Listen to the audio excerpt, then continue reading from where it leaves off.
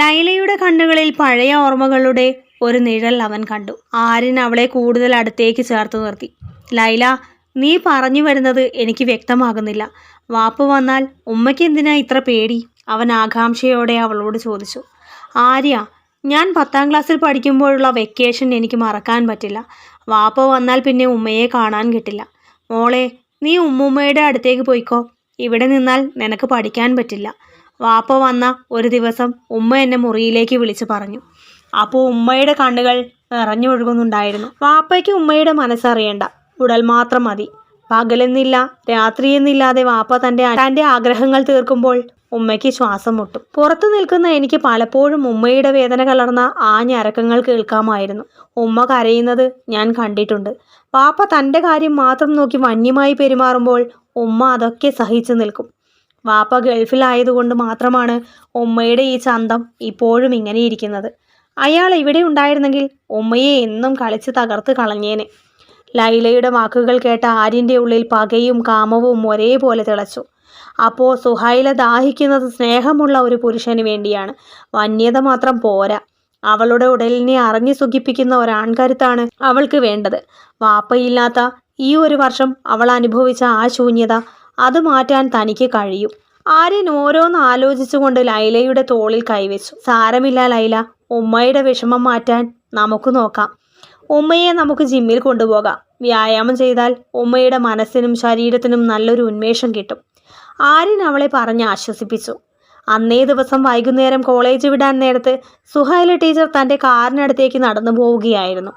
ആര്യൻ ദൂരെ നിന്ന് അവളെ നോക്കി.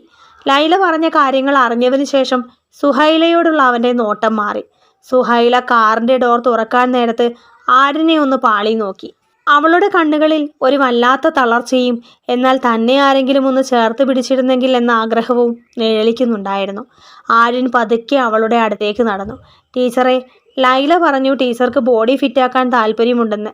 നാളെ മുതൽ വൈകുന്നേരം ജിമ്മിലേക്ക് വന്നോളൂ, ഞാൻ സ്പെഷ്യലായി നോക്കാം. അവൻ പറഞ്ഞത് കേട്ട് സുഹൈല തൻ്റെ തട്ടമൊന്ന് ശരിയാക്കി. അവളുടെ കണ്ണുകളിൽ ഒരു മയിലാട്ടം അവൻ കണ്ടു. ആര്യൻ ട്രെയിൻ ചെയ്താൽ ശരിയാകുമോ? എനിക്ക് നല്ല കഠിനമായ വർക്കൗട്ടുകൾ തന്നെ വേണം. എൻ്റെ ഉള്ളിലെ ഈ അസ്വസ്ഥതകളൊക്കെ ഒന്ന് തീരണം, അവൾ പറഞ്ഞു. സുഹൈലയുടെ ആ വാക്കുകളിലെ അർത്ഥം ആര്യന് കൃത്യമായി മനസ്സിലായി. അവളുടെ ഉടലിലെ കനലുകൾ അണയ്ക്കാൻ താൻ തന്നെ വേണമെന്ന് അവൾ പറയാതെ പറയുകയായിരുന്നു എന്നവന് മനസ്സിലായി. സുഹൈലയുടെ ജീവിതത്തിലെ മറ്റൊരു കടുത്ത സത്യം കൂടി ലൈല വെളിപ്പെടുത്തിയപ്പോൾ ആര്യൻ അവളോട് തോന്നിയ സഹതാപം കാമത്തേക്കാൾ വലിയൊരു വികാരമായി മാറി. ഗൾഫിൽ വാപ്പയ്ക്ക് മറ്റൊരു കുടുംബവും കുട്ടിയുമുണ്ടെന്ന സത്യം സുഹൈലയെ എത്രത്തോളം തളർത്തിയിട്ടുണ്ടാകുമെന്ന് അവൻ ചിന്തിച്ചു.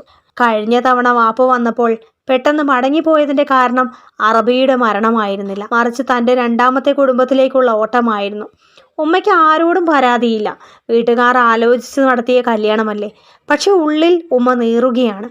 ആ സങ്കടം മറയ്ക്കാനാണ് ഉമ്മ വീണ്ടും ജോലിക്ക് വരാൻ തീരുമാനിച്ചത്. ഞാനാണ് നിർബന്ധിച്ച് ഇവിടെ വേക്കൻസി ഉള്ള കാര്യം പറഞ്ഞതും ഉമ്മയെ ഇതിലേക്ക് കൊണ്ടുവന്നതും. ഉമ്മയുടെ മനസ്സിന് ഒരു സമാധാനം കിട്ടട്ടെ എന്ന് കരുതി. ലൈലയുടെ വാക്കുകൾ അവൻ ഇടയ്ക്കിടെ ഓർത്തെടുത്തു. ആര്യൻ സുഹൈലയെ നോക്കുന്ന കാഴ്ചപ്പാട് തന്നെ മാറി. അവൾ വെറും ഒരു ഹൂറി ടീച്ചറല്ല, മറിച്ച് വഞ്ചിക്കപ്പെട്ട സ്നേഹത്തിന് ദാഹിക്കുന്ന ഒരു പെണ്ണാണ്. ഉമ്മയ്ക്ക് ജിമ്മിൽ വരാൻ ആഗ്രഹമുണ്ട്. പ്രത്യേകിച്ച് ആ വയറിലെ ചാട്ടം ഒന്ന് കുറയ്ക്കണമെന്ന് ഉമ്മയ്ക്ക് വാശിയുണ്ട്. നീ തന്നെ അത് നോക്കണം, ഒരു ദിവസം ലൈല അവനോട് പറഞ്ഞു. അന്ന് ഉച്ച കഴിഞ്ഞുള്ള സെഷനിലാണ് സുഹൈല ടീച്ചറുടെ ക്ലാസ്. പുറത്ത് നല്ല ചൂടുള്ളത് കൊണ്ടും തലേ ദിവസം ജിമ്മിലെ കഠിനമായ വർക്കൗട്ട് കഴിഞ്ഞതുകൊണ്ടും ആര്യന് നല്ല തളർച്ചയുണ്ടായിരുന്നു. സുഹൈല ക്ലാസ് എടുത്തുകൊണ്ടിരിക്കെ ലാസ്റ്റ് ബെഞ്ചിലിരുന്ന ആര്യൻ പതുക്കെ ഉറക്കത്തിലേക്ക് വഴുതി വീണു.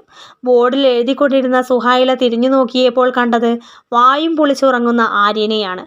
അവളുടെ മുഖത്ത് ഒരു പരിഹാസം വിരിഞ്ഞു. അവൾ പതുക്കെ അവൻ്റെ അടുത്തേക്ക് നടന്നു. ക്ലാസ് മുഴുവൻ നിശബ്ദമായി. മിസ്റ്റർ ഇടുക്കി, ഇവിടെ ഇലക്ഷൻ ഡ്യൂട്ടി ഒന്നുമില്ലല്ലോ, ഇത്ര സുഖമായി ഉറങ്ങാൻ? സുഹൈലയുടെ ആ പരിഹാസം കേട്ട് ക്ലാസ്സിലെ പിള്ളേരെല്ലാം പൊട്ടിച്ചിരിച്ചു. ആര്യൻ ഞെട്ടിപ്പിടഞ്ഞ് എഴുന്നേറ്റു. നാണക്കേട് കൊണ്ട് അവൻ്റെ മുഖം ചുവന്നു. ജിമ്മിൽ പോയി മസിൽ പെരുപ്പിച്ചാൽ മാത്രം പോരാ, തലയ്ക്കകത്ത് അല്പം വിവരം കൂടി വേണം. ഇനിയും ഉറങ്ങിയാൽ നിന്നെ ഞാൻ ക്ലാസ്സിൽ നിന്ന് പുറത്താക്കും. എല്ലാവരുടെയും മുന്നിൽ വെച്ച് കിട്ടിയ ആ താക്കീത് ആര്യനെ അല്പം ചൊടിപ്പിച്ചു. അവൻ തൻ്റെ ഉറക്കം പാടെ കളഞ്ഞു. പിന്നെ അവൻ സുഹൈലയെ നോക്കാൻ തുടങ്ങി.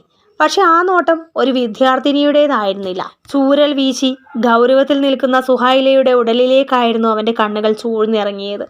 അവൾ കൈകൾ ഉയർത്തി ബോർഡിൽ എഴുതുമ്പോൾ അവളുടെ ബ്ലൗസിനുള്ളിൽ മുറുകി നിൽക്കുന്ന ആ വലിയ മാരടങ്ങളുടെ ആകൃതി അവൻ കണ്ണുകൾ കൊണ്ട് അളന്നു.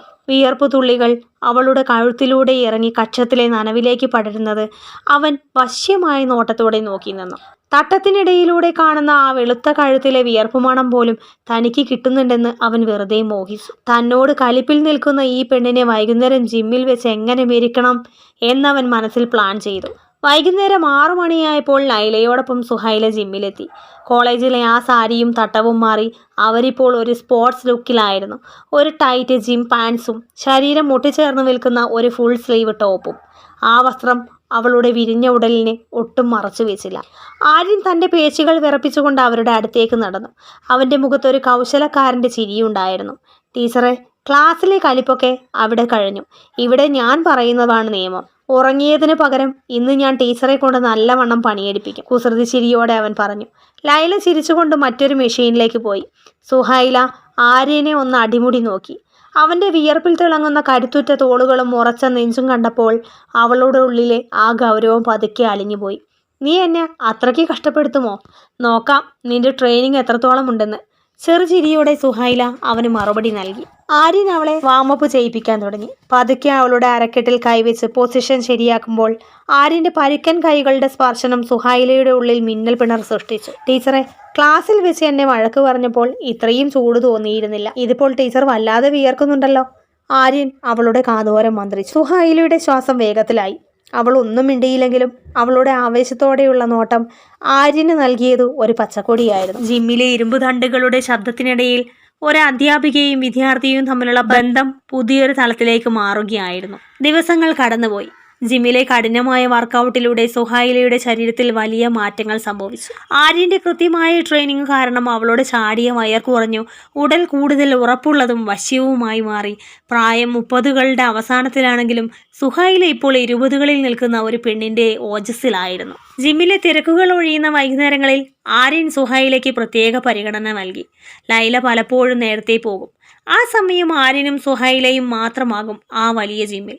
ആര്യൻ അവളെ കൊണ്ട് ഭാരമേറിയ വ്യായാമങ്ങൾ ചെയ്യിപ്പിച്ചു. സുഹൈല കുനിഞ്ഞു നിന്ന് വെയിറ്റ് ഉയർത്തുമ്പോൾ ആര്യൻ അവളുടെ പിന്നിൽ ചേർന്ന് നിന്ന് അവളുടെ ഇടുപ്പുകളിൽ മുറുകെ പിടിച്ചു. ടീച്ചറെ, ഇപ്പോൾ ഈ മസിലുകൾക്ക് നല്ല ഉറപ്പുണ്ട്. പഴയ ആ അയഞ്ഞ ശരീരമല്ല ഇത്. അവൻ തൻ്റെ തഴമ്പിച്ച കൈകൾ അവളുടെ തുടുത്ത തുടകളിലൂടെ പതുക്കെ താഴേക്ക് ചലിപ്പിച്ചുകൊണ്ട് പറഞ്ഞു. സുഹൈലയുടെ ഉള്ളിൽ ആ സ്പർശനം കനലുകൾ കോരിയിട്ടു. അവൾ ആര്യനെ തള്ളി മാറ്റിയില്ല. പകരം അവൻ്റെ വിയർപ്പുള്ള കയ്യിൽ പിടിച്ചു.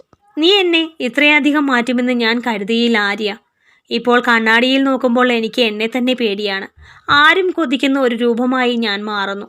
സുഹൈല കാതരമായി അവനോട് പറഞ്ഞു. അനാഥാലയത്തിൻ്റെ ഇരുണ്ട ചുവരുകൾക്കുള്ളിൽ നിന്ന് മിസ്റ്റർ ഇടുക്കി എന്ന പട്ടത്തിലേക്കും അവിടെ നിന്ന് സുഹൈല എന്ന വശ്യസുന്ദരിയുടെ ഹൃദയത്തിലേക്കും ആര്യൻ നടത്തിയ സഞ്ചാരം വളരെ വേഗത്തിലായിരുന്നു.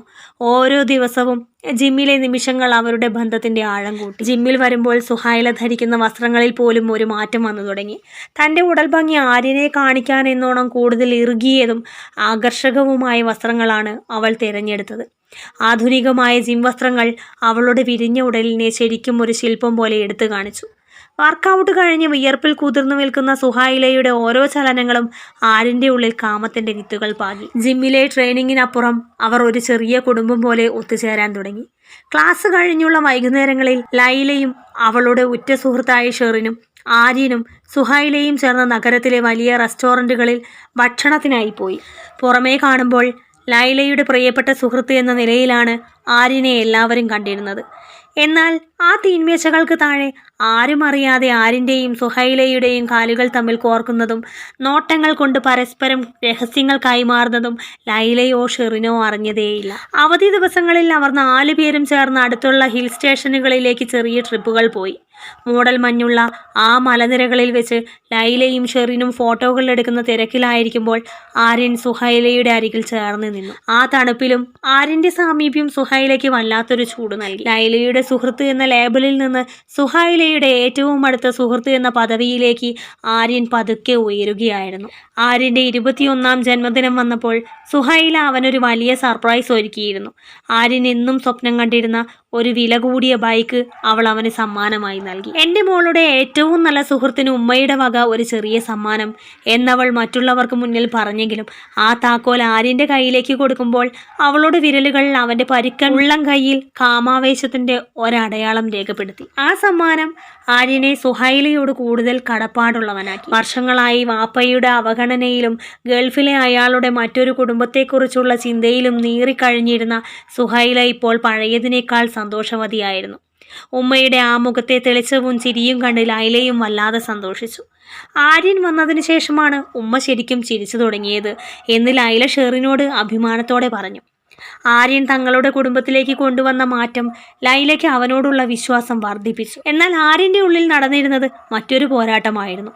ഓരോ നിമിഷവും സുഹൈലയോടുള്ള അവൻ്റെ അടുപ്പം കൂടിക്കൊണ്ടിരുന്നു. സുഹൈലയുടെ ചിരിയും അവൾ നടക്കുമ്പോൾ ഇളകുന്ന ഉടലും സാരിക്കിടയിലൂടെ കാണുന്ന അവളുടെ വെളുത്ത വയറും വിരിഞ്ഞ അടയും അവനെ ഭ്രാന്ത് പിടിപ്പിച്ചു. തൻ്റെ ജീവിതത്തിൽ ഇതുവരെ ഒരു പെണ്ണിനെയും ശാരീരികമായി അനുഭവിക്കാത്ത ആര്യൻ ഇപ്പോൾ സുഹൈലയെ മാത്രം സ്വപ്നം കണ്ടു നടന്നു. രാത്രികളിൽ ഏകാന്തതയിൽ അവൻ മൊബൈലിൽ ഫോൺ വീഡിയോകൾ തിരയാൻ തുടങ്ങി. തന്നെക്കാൾ പ്രായമുള്ള സ്ത്രീകളുടെ ഉടൽ ഭംഗി അവൻ ആർത്തിയോടെ നോക്കിയിരുന്നു. ആ വീഡിയോകളിൽ കാണുന്ന ഓരോ സ്ത്രീയിലും അവൻ സുഹൈലയെയാണ് പ്രതിഷ്ഠിച്ചത്. അവളുടെ പഞ്ഞി പോലുള്ള ഉടലും അവളുടെ ചിരിയും അവൻ തൻ്റെ ഭാവനയിൽ പകർത്തി. ഓരോ ദിവസവും ആര്യൻ്റെ മനസ്സ് സുഹൈല എന്ന ഹൂറിയിലേക്ക് മാത്രമായി ചുരുങ്ങി. ലൈലയോടുള്ള സുഹൃത്ത് ബന്ധത്തേക്കാൾ ഉപരി സുഹൈലയുടെ ഉടലിനോടുള്ള കാമമാണ് അവനെ ഭരിക്കാൻ തുടങ്ങിയത്. അവൾ ജിമ്മിൽ കുനിഞ്ഞു നിൽക്കുമ്പോഴോ തമാശ പറഞ്ഞ് തോളിൽ തട്ടുമ്പോഴോ ആര്യൻ്റെ പാൻസിനുള്ളിൽ അവൻ്റെ ആൺകരുത്ത് കുലച്ചു നിന്നു. തൻ്റെ സ്നേഹത്തോടെയും കരുതലോടും കൂടി നോക്കുന്ന ആ സ്ത്രീയെ കീഴടക്കണമെന്നും അവളുടെ ആ ശാലീനതയെ തകർത്ത് തൻ്റെ ആൺകരുത്ത് അവളുടെ ആഴങ്ങളിൽ തറയ്ക്കണമെന്നും ആര്യൻ ഉറപ്പിച്ചു. സുഹൈലയും ആര്യനും തമ്മിലുള്ള ആ രഹസ്യ രസതന്ത്രം ഒരു വൻ പൊട്ടിത്തെറിയിലേക്ക് നീങ്ങുകയായിരുന്നു. പെരുന്നാൾ ദിനത്തിൻ്റെ ആവേശത്തിൽ ആര്യൻ ആ വലിയ വില്ലയിലേക്ക് എത്തുമ്പോൾ അന്തരീക്ഷത്തിൽ ബിരിയാണിയുടെയും സുഗന്ധവ്യഞ്ജനങ്ങളുടെയും മണം പടർന്നിരുന്നു. വിശാലമായ പറമ്പിൽ അങ്ങിങ്ങായി മറ്റ് നിർമ്മാണ പ്രവർത്തനങ്ങൾ നടക്കുന്നുണ്ടെങ്കിലും സുഹൈലയുടെ വീട് ഒരു കൊട്ടാരം പോലെ തല ഉയർത്തി നിന്നു. ചുറ്റുവട്ടത്ത് മറ്റ് വീടുകൾ ഇല്ലാത്തത് ആ വില്ലയ്ക്കൊരു പ്രത്യേക ഏകാന്തതയും ഗാംഭീര്യവും നൽകിയിരുന്നു. താൻ അധ്വാനിച്ചുണ്ടാക്കിയ ജിം ഫീസിൽ നിന്നും ഒരു ഭാഗമെടുത്ത് ആര്യൻ അവർക്കായി കരുതിയ സമ്മാനങ്ങൾ കൈമാറി. ഹാളിനുള്ളിൽ ലൈലയും ഷെറിനും പതിവിലും സുന്ദരികളായിരിപ്പുണ്ടായിരുന്നു. പെരുന്നാൾ വസ്ത്രങ്ങളുടെ ശോഭയിൽ അവർ രണ്ടുപേരും കൂടുതൽ തിളങ്ങി. ആര്യൻ അവരോടൊപ്പം സല്ലപിച്ചിരുന്നെങ്കിലും അവൻ്റെ കണ്ണുകൾ അറിയാതെ ആ വീടിൻ്റെ അകത്തളങ്ങളിലേക്ക് നീണ്ടു. സുഹൈലയുടെ ബെഡ്റൂമിന് അഭിമുഖമായാണ് ആര്യൻ ഇരുന്നത്. കുളി കഴിഞ്ഞ് സുഹൈല പുറത്തിറങ്ങാൻ താമസിക്കുമെന്ന് ലൈല പറഞ്ഞിരുന്നു. പെട്ടെന്നാണ് ആ മുറിയുടെ വാതിൽ തുറന്നത്. ആര്യൻ എത്തിയ വിവരം അറിയാതെ സുഹൈല കുളി കഴിഞ്ഞ് പുറത്തേക്ക് വന്നു. തുടരും.